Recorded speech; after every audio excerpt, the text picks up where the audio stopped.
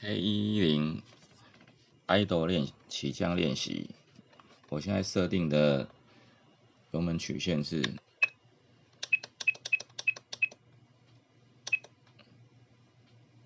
idle 的油门，这是 idle 的油门曲线，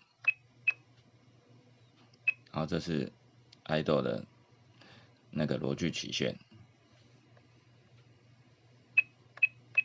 所以起降的这个速度啊，是非常快的。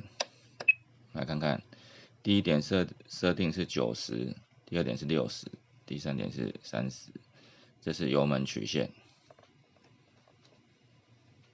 好，那我们来看看它的飞行效果。